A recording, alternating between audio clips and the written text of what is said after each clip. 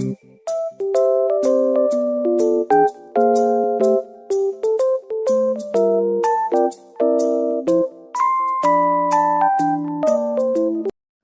Banjar merupakan kerajaan bercorak Islam sehingga dapat disebut juga sebagai Kesultanan Banjar. Berdirinya Kerajaan Banjar terdiri pada 1520 dengan ibu kota terakhir di Kayutangi yang dikenal saat ini sebagai Martapura, Kalimantan Selatan. Berikut ini adalah nama-nama raja yang pernah memimpin Kerajaan Banjarmasin. Sultan Suryansyah tahun 1520 sampai 1545 Masehi. Sultan Rahmatullah tahun 1545 sampai 1570 Masehi. Sultan Hidayatullah tahun 1570 sampai 1595 Masehi. Sultan Musta'in Billah tahun 1596 sampai 1638 Masehi. Sultan Mayatullah tahun 1642 sampai 1647 Masehi. Sultan Saidullah tahun 1647 sampai 1660 Masehi. Sultan Riayatullah atau Adipati Halid 1660 sampai 1663 Masehi. Sultan Amirullah Bagus Kesuma tahun 1663 sampai 1679 Masehi.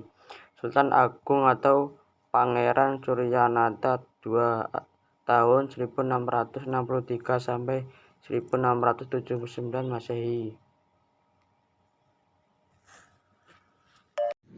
Pada tahun 1663 Masehi, perebutan tahta dan Pangeran Dipati Anom dengan dukungan keluarga Byojo berhasil menggeser Penembahan Ratu. Pada tahun 1670 pecah perang perebutan tahta.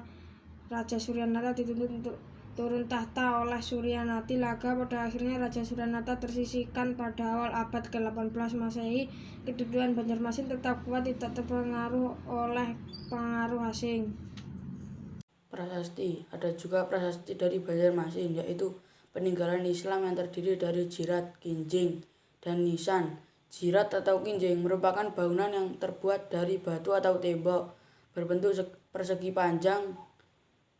Nisan merupakan tonggak dari batu, yaitu yang ditanam di dekat ujung jirat. Di atas jirat sering didirikan rumah yang disebut cungkup bagi orang-orang yang penting.